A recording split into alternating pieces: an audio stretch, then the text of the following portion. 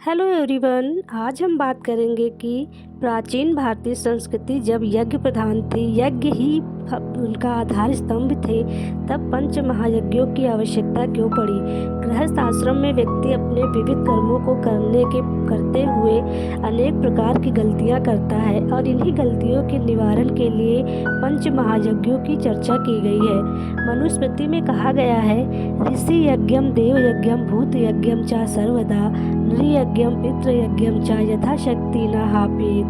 ऋषि यज्ञ, देव यज्ञ, भूत यज्ञ, नृयज्ञ अर्थात अतिथि यज्ञ और पितृयज्ञ, ये पंच महायज्ञ हैं जिनका परित्याग नहीं करना चाहिए। यज्ञ शब्द यज धातु से उत्पन्न हुआ है, जो देव पूजा, संगतिकरण और दान के अर्थ में है।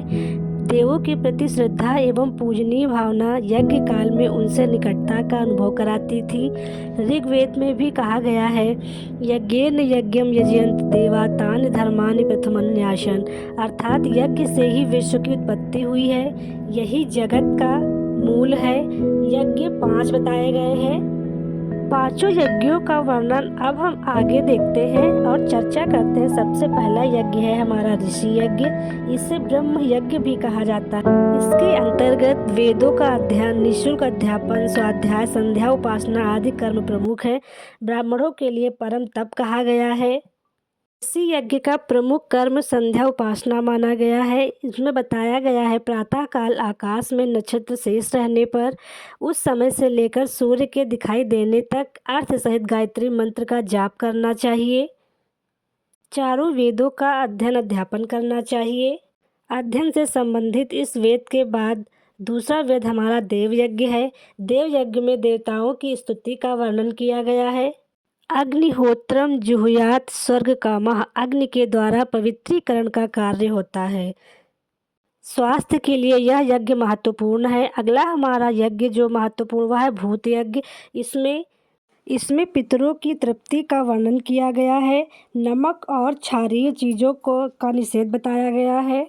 घी युक्त मिठाइयों से निर्मित भोज्य पदार्थ को चूल्हे से पृथक रखी हुई अग्नि में आहुति दी जाती है, जिससे हमारे देवी देवता और हमारे पितृजन तृप्त होते हैं। स्मृति ग्रंथों में इस यज्ञ को बलि वैश्व देव यज्ञ की संज्ञा दी गई है। भोजन करने से पूर्व इसका विधान किया जाता था। प्राणियों की बलि दी जाती थी। अगला यज्ञ हमारा अतिथि यज्ञ के नाम से प्रसिद्ध है। इसमें अतिथियों का सेवा सत्कार किया जाता था। अतिथियों को देवता के समान माना गया है।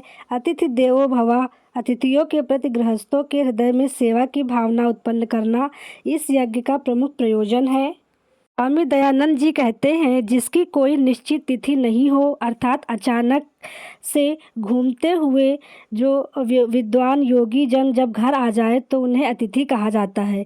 इस संबंध में मनुस्मृति में भी कहा गया है, विद्वान, जितेंद्रिय, धार्मिक, सत्यवादी, छल कपट रहित, प्रतिदिन भ्रमण करने वाला व्यक्ति ही अतिथि कहलाता है। दान यज्ञ कर्म के द्वारा जिस फल को प्राप्त नहीं किया जा सकता है, उसे आतिथ्य सत्कार से बहुत ही सहजता से प्राप्त किया जाता है। अगले यज्ञ की बात करेंगे हम लोग पितृयज्ञ की। पितृयज्ञ में माता पिता गुरुजनों की सेवा से संबंधित इस यज्ञ को बताया गया है। पितृयज्ञ 2 प्रकार का है।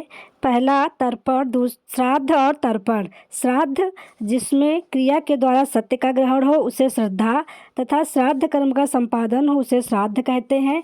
और तर्पण जिस क्रिया से तृप्त विद्यमान माता पिता प्रसन्न हो वही तर्पण है। यह जीवित व्यक्तियों के लिए है, ना कि मृतकों के लिए। श्रद्धा से कर्म का संपादन जब करते हैं तो उसे श्राद्ध कहते हैं। और माता पिता आदि जब प्रसन्न रहते हैं हमारे क्रियाकलापों से, तो वह तर्पण है। यह जीवित व्यक्तियों के लिए है, मृत व्यक्तियों के लिए नहीं। थे हमारे पंच महायज्ञ।